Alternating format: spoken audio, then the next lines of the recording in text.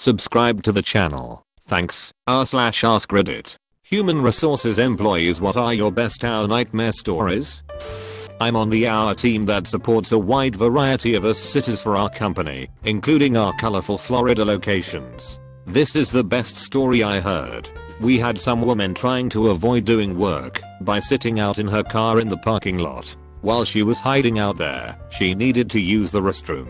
Well, instead of going back inside or doing literally anything else, she decides to pee out her car window. Even though I'm also a woman, I was impressed and disgusted by the physics behind this feat. She had stuck her bare ass outside the window and just went for it. Unbeknownst to her, her male co-worker had arrived at work late due to an appointment. He drove past to find a parking spot as this was happening and got full view.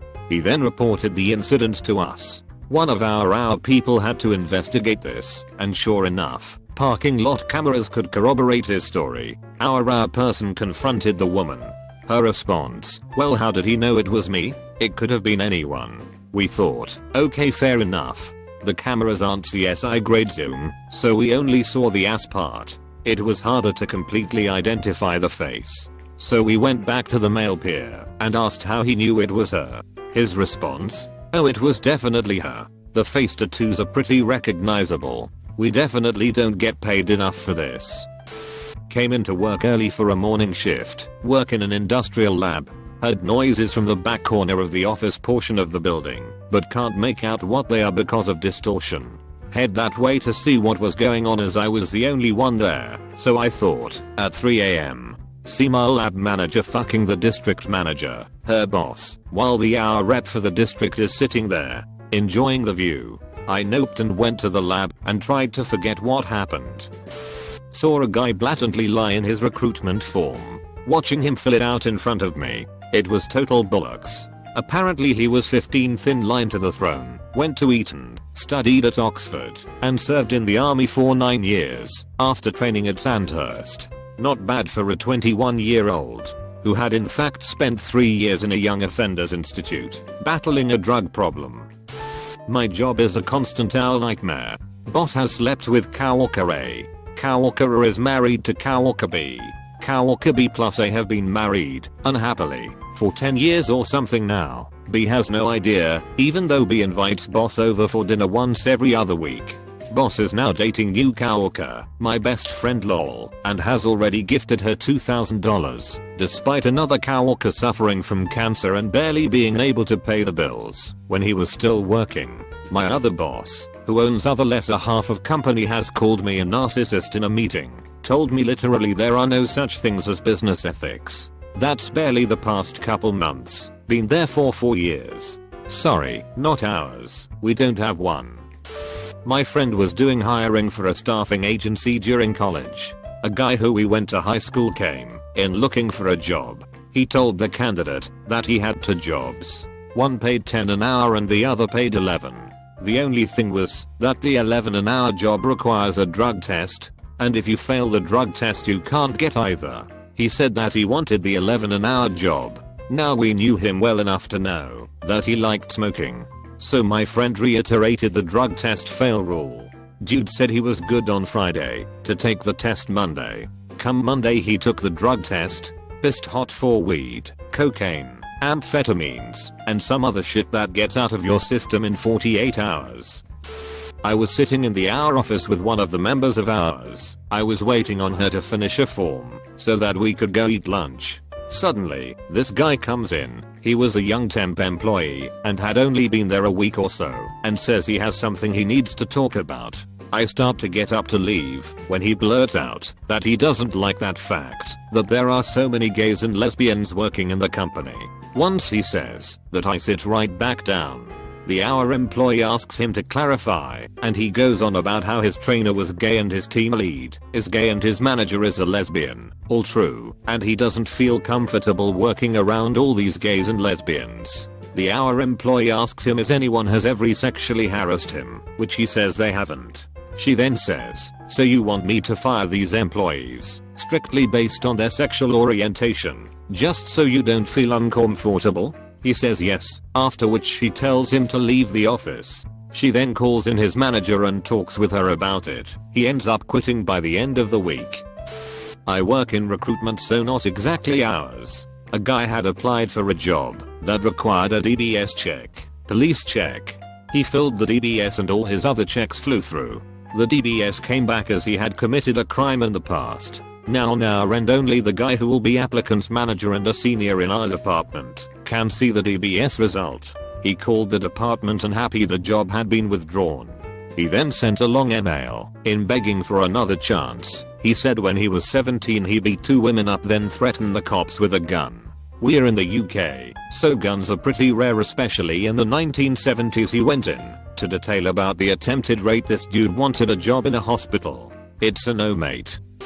My friend who worked in ours told me about her old job where the boss had drilled a hole from his office through to the ladies' changing rooms and was perv whacking it every chance he could get. They found out because someone saw the light through the hole as he took the cover off for a peek. He denied everything, and they had to take a DNA sample from the carpet under the hole, which confirmed it was him and that he had indeed been whacking away.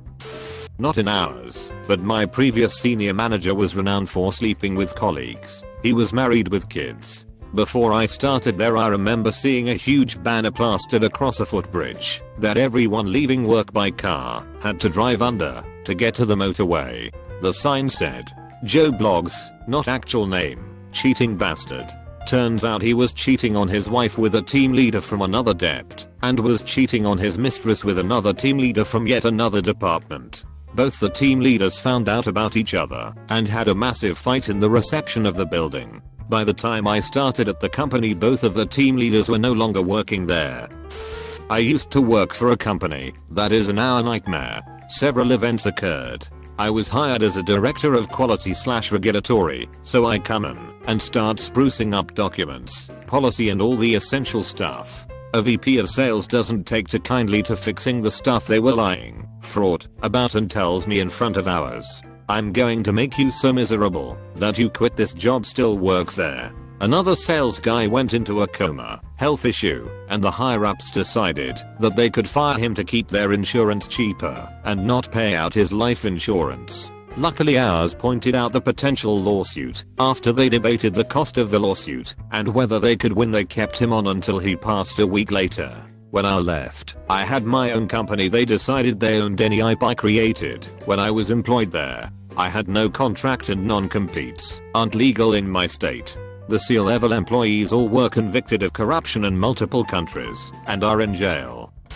I don't work in ours, but I do have a nightmare hour story. When I was on my gap year, I worked a part-time job as a fitness instructor at a leisure center. One of my coworkers, call him Bill, was a nice guy and I would often sit and chat to him on my breaks, etc. Long-term GF and baby at home. As part of my job, I used to teach spinning classes on a fairly regular basis. I would normally leave my phone in the staff room while I was teaching or behind the reception desk. Both these places were secure and my phone had a passcode on it. I didn't want it going off while I was teaching because when it received calls/texts it interfered with the stereo in the spin studio. I didn't have a locker or anything where I could store it. Sometime in around January, I was at uni for an interview weekend. My girlfriend at the time had come to pick me up, and while she was waiting in the car, she was scrolling through my messages on my iPad. When I got in the car, she showed me one of my chats and said, "Why did you send this video to Bill?" I had no recollection of sending any videos to Bill, since I did not speak to him outside of work beyond "I'm going to be late" or similar. I thought it was a mistake, but as I scrolled further back up, I saw that I had sent this same video to Bill a couple of weeks prior. Feeling thoroughly perplexed, I clicked into the video and saw it was a video of me, 20F, and my girlfriend, 26F, on holiday in Thailand. I'd like to stress that it was not a sexual video. We were just joking around, but we had just got out the shower and were both naked. At this point, I'm still thinking it's some kind of big mistake, as Bill is a nice guy with a baby at home. However, I look a little closer and realize that the dates/times of when I had sent these videos was at times I was teaching spin classes and therefore had left my phone unattended. Bill, being the sicko he was, Had he obviously seen me put my passcode into my phone during all the times we had been sat chatting on breaks etc. and had memorized it. He had then taken the opportunity to scroll through all my personal photos and videos when I had left my phone and attended to go and teach classes. I'm assuming that he had deleted the video once, hence why he had sent it to himself again a couple of weeks later. He'd also deleted the chat history from my iPhone, but hadn't realized it synced to my iPad. This was in around 2012 BTW. I would only have been about 18 over 19 at the time when the videos were taken. Obviously I reported this to my manager in 2 hours, but it was a bit of minefield for them to navigate. I don't know what he told them, but I imagine it was along the lines of saying I sent them to him of my own free will. How would he have known my password etc. It took a long while to get sorted, but in the end he did get sacked, thankfully. The police also paid him a visit, so I'm sure he had some explaining to do to his so. The workers had races with those motorized forklifts. One did not know that there was freshly poured concrete. Got the forklift stuck in it. Damage was 100. €0. Big foundation for a new storage facility. According to the union contracts, such damages are paid for by the company unless it was intentionally done. Walked into my boss's office, told him about the situation. HMOK Shadowly, can you please return to your office for a while? Okay. As soon as I was at my desk, I heard the loudest goddamn from his office. Then my phone rang, and he told me to inform the insurance, which ended up paying less than 10k of the damage. Otherwise, the usual our nightmare is just people not keeping their documents in order. I had a bookkeeper that paid himself 2 checks every week. We did not catch it for a year. Another bookkeeper quit and files for unemployment. He then claimed a claim with the OC that he had a disability and we failed to make accommodations for him. The disability was alcoholism, and the accommodations were leaving early to attend AA meetings. Seriously, we had to hire a lawyer to fight that. A guy I hired hurt himself on the first hour of the first day of work. He claimed he fell and hit his head on the wall. He was out for weeks on workman's comp from the concussion. Then when he came back on light duty, he could only do desk work, but managed to fall again in the bathroom and hit his head again. It took me 9 months to get rid of him. It turns out this was not his first rodeo. When I called his former employer, the lady I spoke to made an offhand comment about workplace accidents and head injuries and the importance of cameras in the workplace. While doing a remodel of museum, one of my employees helped himself to a gun that was on display. It was very ugly and embarrassing for everyone. My company was kicked off the job and banned from ever working for them again. I fired the guy and he filed a discrimination claim with the OC because I did not fire the whole crew, just him. I got more. Once upon a time I was an hour manager. This is my worst story. Once I had a dude who looked great on paper for a mid-level role at the large non-profit I worked for. We were a houselessness and addiction rehab shelter. Easily the type of resume for our operations depth which made us all think, oh, this guy looks good. He could be management material someday with these type of credentials. I phone interviewed him and thought, oh yeah, the team's gonna love him. We set up an in-person interview. I wasn't able to sit in on the in-person interview, so the director of that depth and his best/longest standing employee did it. Apparently when the guy first showed up and was asked if he'd like anything to drink, he asked for a bourbon on the rocks. Kidding. And everything went downhill from there. According to the depth director and the other employee, the interview went immediately terrible and the guy kept floating things like, "But I bet you're not going to hire me because of." They felt like every answer from the guy and every question was meant to be some sort of verbal trap he was laying, so they cut it pretty short. Later, the guy called me back directly. He had my office hash because I had used it to phone interview him and left a VM.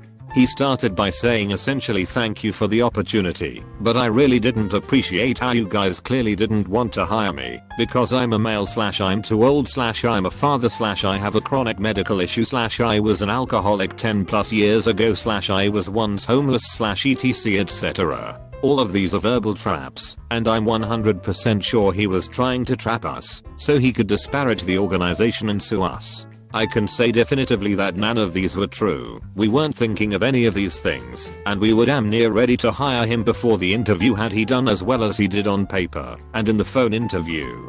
The only reason we didn't hire him was because he was clearly a malicious psychopath, and it was pretty clear he wanted the organization's money, but had no intention of doing any real work besides an hour of interviewing to get it.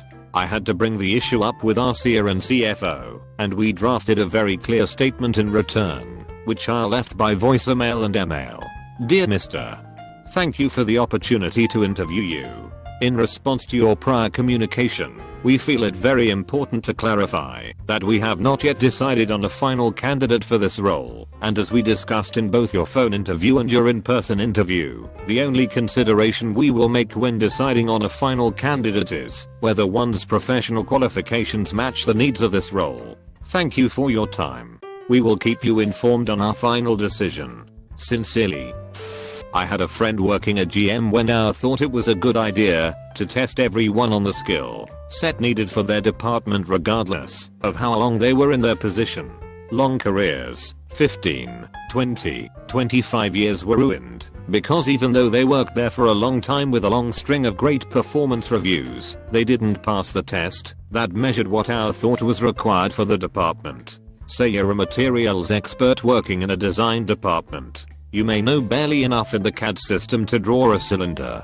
On the other hand, given a cylinder, you can whip out all the properties that cylinder would have if it were made from aluminum, cold rolled steel, fiberglass etc. You'd be out of your job because ours said you had to have a certain level of CAD expertise, even if it wasn't relevant to your role in the design process. Subscribe. Thanks for watching UpGoat Reddit. Try like and subscribe button if it still works.